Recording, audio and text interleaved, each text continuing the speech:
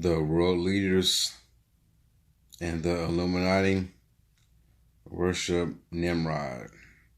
Nimrod was the first Freemason, and Nimrod was Ham's grandson, and Nimrod had Nephilim blood.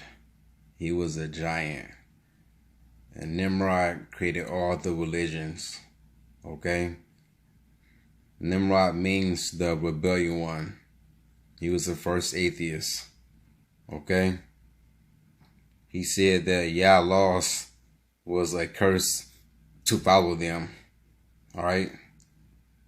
He was a horn helmet, the Babylon supreme god, winged disc sun god, crescent moon god, sin Allah, compass storm god, okay? Star Venus, the goddess of love, Istar, Easter.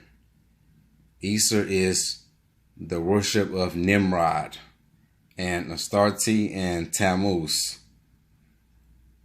Cross of Horus. I told you guys that Nimrod is another name for Horus. It's the same god, okay? And that's Nimrod.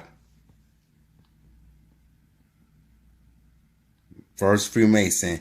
A Masonic text known as a Thistle manuscript of 1756 says that Nimrod created the Masons.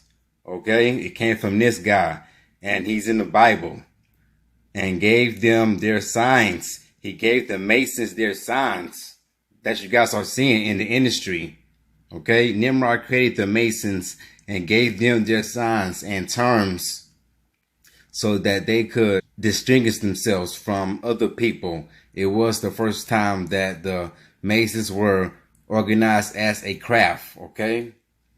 He was a Mason. It came from Nimrod.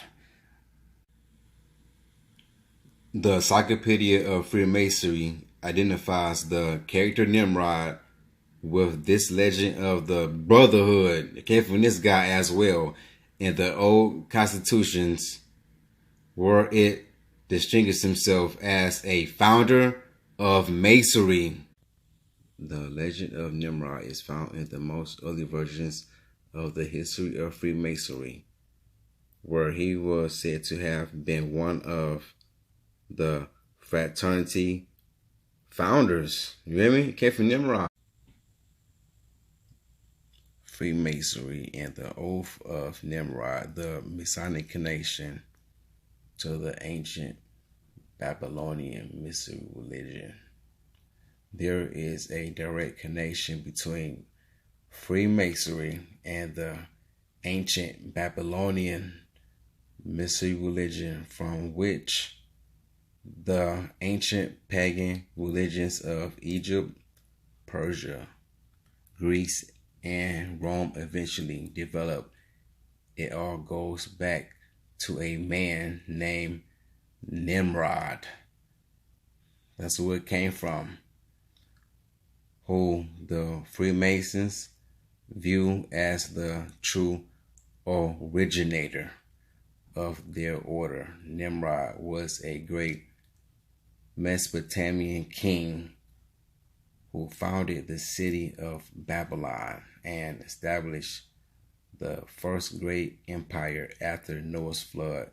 It's in Yashar, it's in the book of Jubilees, and it's in Genesis, but not that much detail in Genesis. And it's in the lost book of Baruch, the third Baruch, okay? He is also traditional associated with the Tower of Babel. All right, according to the tradition, Nimrod sought to turn man away from Yah by setting up a tyrannical government and setting up a new religion. That's what he did. Nimrod is in the Table of Nations. He is described as the son of Cush, grandson of Ham. All right. He was a black man and he was a half human, and he mixed with Nephilim. All right. He was a giant. The Scrolls of Yashar, chapter 7, verse 44. And Nimrod dwelt in Shinar, and he reigned secretly, and he fought with his enemies, and he subdued them, and he prospered in all his battles, and his kingdom became very great, and all nations and tongues heard of his fame, and they gathered themselves to him. All right, they worshiped Nimrod then, they're doing it now. And all nations and tongues heard of his fame, and they gathered themselves to him, and they bowed down to the earth, and they brought him offerings, and he became their Lord and King, and they all dwelt with him in the city at Shinar, and Nimrod reigned in the earth over all the sons of Noah, and they were all under his power and counsel. And all the earth was of one tongue and words of union.